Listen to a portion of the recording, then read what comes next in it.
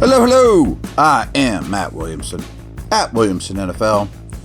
Beautiful day here, beautiful Monday. You're probably listening to this on a Tuesday. I took a day off from podcasting with you guys, but we'll be coming at it every day this week, of course. No Aaron Rodgers news. No big deal there. Well, I guess it is a big deal, but nothing to report. But there was a couple of moves with the roster and a couple announcements from Steelerland. And then I just want to kind of just touch on the draft class again, which we'll talk a lot about. But the Steelers, I didn't see this one coming. Cut Montravius Adams. And it's not for massive cap savings, although they do save a little. So I thought 2 years ago, he was a very underrated Steeler. I thought he was a high-quality reserve nose with some upfield ability. Could see why he was a high recruit back in the day. And then last year, he got injured, came back, and frankly, after the injury, I never thought he was quite the same, and maybe that's the crux of this. They didn't really dig into, why. But I didn't think he made nearly as much of an impact after the injury. And he's gone. And of course, they've signed a couple, cheaper dudes I think are going to fight for spots. But I also thought it was really interesting that the defensive tackle they drafted, Black, out of Iowa, they went out of their way to say he's not a nose, or he's not only a nose just because he's ridiculously huge. I think we all assumed that, and his style of play seems to scream old school nose because there's not much pass rush there, but there is power and size and space eating and physicality. Now, I went and looked, and I think I may have told you guys this, but his snaps at Iowa, 83% of them he aligned in the B gap, which is the outside shoulder of the guard. So he didn't play a lot of true nose there. But that might just be scheme related. They went two big bodies in the middle, which is exactly what he does well. Free up linebackers and kind of a Saragusa, Sam Adams for a Lewis type of situation back in the day with the Ravens. But they also kind of said Benton is staying inside at nose. Now, I don't know that this story's totally written, and I don't want to look too much into it. But you will see across the league, and this would have been true if they had drafted Kenneth Grant in the first round, that some of these just tall, long, big people don't always just line up over the center anymore. Like these tackles are 6'6" with long arms. So, in mostly a run defending manner, you put a 6'5" defensive tackle with long arms, and they fight it out, and it makes it harder to run that outside zone when you have a big dude there. And I definitely don't think Benton is going to be asked to be Casey Hampton. That's for sure. But I thought that he would be, quote, listed as a D tackle or D end, not a nose. And it doesn't look like that's the case. Again, let's not get too far ahead of ourselves here. I think Benton or Harmon will line up next to Cam in their four-man fronts, which is nickel dime, two edge guys, Highsmith, Watt. And they will rush the passer, and he will play not in all confined areas. And it wouldn't blow me away. I doubt this is in the cards after they've added, 3 or 4 or 5 defensive linemen via draft and free agency. Might they go grab a Linval Joseph that just is an old man strength in the middle of the field type of guy, in the middle of the defensive line, space eater? I just think that the Steelers no longer are really after those players. And that wasn't what Adams was either. But he could eat up a double team. And while they do employ a nose, I don't know that they're needed to have a huge power run stuffer, A-gap guy only. I also think Adams will spend a lot of time in a Steeler uniform lined up over the center or in one of the A-gaps. So let's not get too far ahead of ourselves, but it was a pretty significant roster move releasing Adams. I think I said Adams, not Black. Black will spend a lot of time over the center, eating up space. He will do that. But I do think releasing Adams is something that is noteworthy. BetOnline is the world's most trusted betting platform and your number one source for all your sports betting action. BetOnline has more ways to stay in on the action with the latest odds, news, and scores, even live in-game betting while the games are played, with the largest selection of everything from Major League Baseball, NHL, to UFC, NBA playoffs, and even the Kentucky Derby and NFL season futures are ready for you to bet. In between games, head over to BetOnline Casino with their top Vegas-style games, including poker and live casino. BetOnline, the game starts here.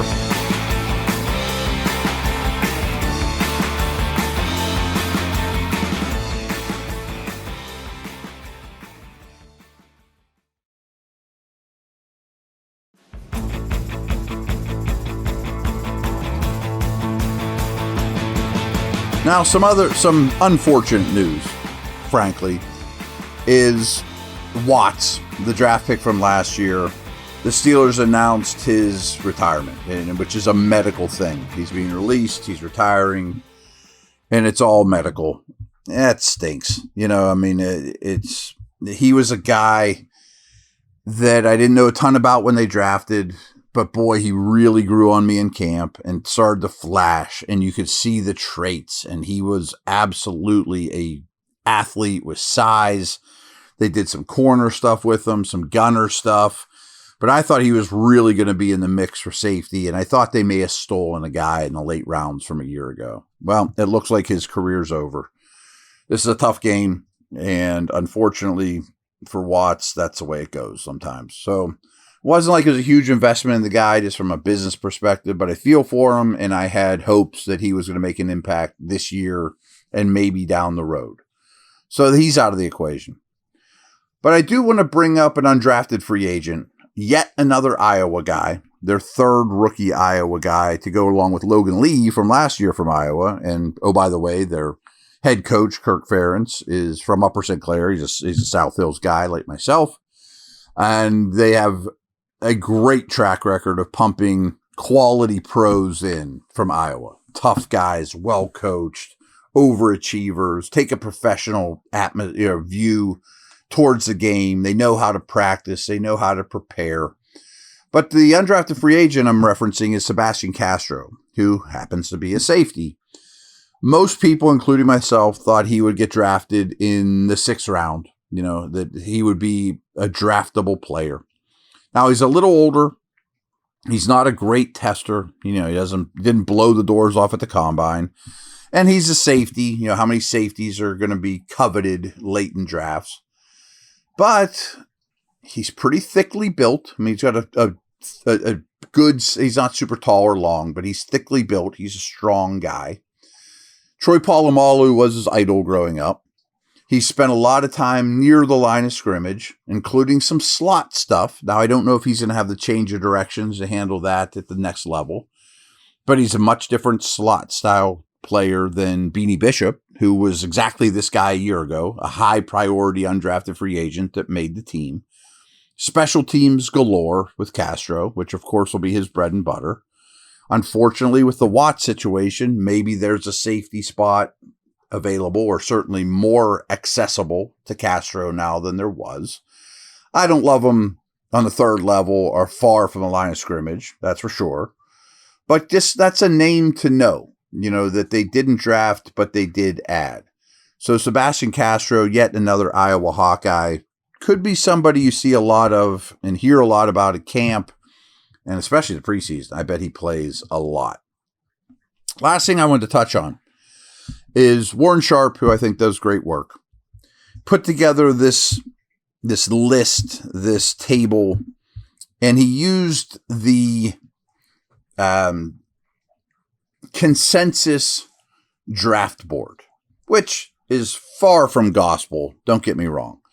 But he takes Kuiper's big board, Dane's big board, all these guys. Actually, he doesn't do this. There is a consensus draft board where they take all the Draftniks ratings and they put them in order. And this guy was supposed to be the 33rd guy consensus draft board. Now, of course, the league, if he were to do their consensus draft board amongst 32 teams, would look much different than the draftniks. But these draftniks are more dialed in and more scouty, educated than they've ever been. Now, they don't have all the medicals. They don't have all the, certainly, player interviews and character and psychology tests and what's the status of his knee and all those things.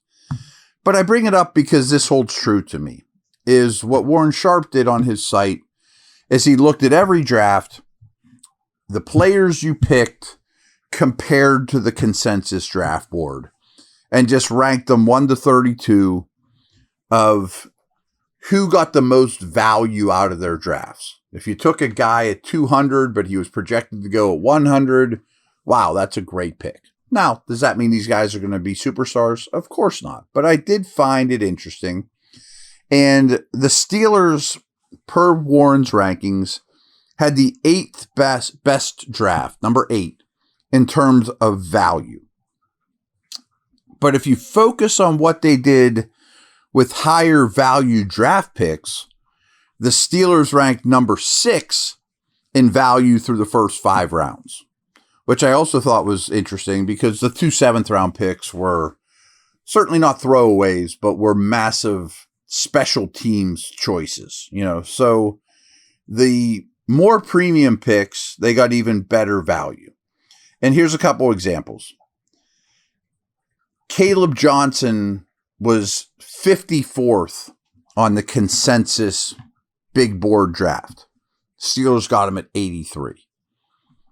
If you listened to me before the draft, I thought he was probably going to go around 54. I thought he was going to go late round 2, early day 3. The Broncos took Harvey, the running back, which I think helped push Johnson down a little bit, which I was shocked they did. I thought Harvey was a 4th-round type guy, and that Johnson was the last of the 5 top running backs. Genty, both Ohio State guys, Hampton, Johnson. So you got him at 83, where the consensus board had him at 54. Jack Sawyer, who, again, I thought was very overrated as a 2nd or 3rd round pick, went 123rd, though, and when he was projected to be 65. So those were their 2 best values through the first 5 rounds. Sawyer at 123, I love. Sawyer at the end of round 2 or at 65 overall, not so much. But at 123, yeah, exactly. Everyone has a price, and I think these are 2 high value picks for sure, which is exactly why I think they did it. They also don't list Will Howard's consensus ranking here, but he was a huge value as well. Warren just writes, and also added Will Howard in round 6, which was a tremendous value versus the board as well. I honestly thought Howard might go in the 3rd round. Now, I think he's a lifetime backup with some spot starter duties and maybe more than that because he's really good above the neck and he's got some traits you love. Not a big arm. But in the 6th round, yeah. I mean, again, if you told me they took Sawyer and Howard before the draft, I'd be like, okay, I assumed they paid a much higher price for the 2 of them. At this price for both of them? Yeah, baby.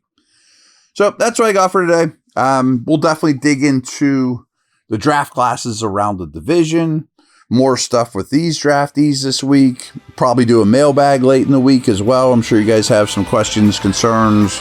What's next? What's going on there in Rodgers? All that kind of thing. All right, take care. Over and out.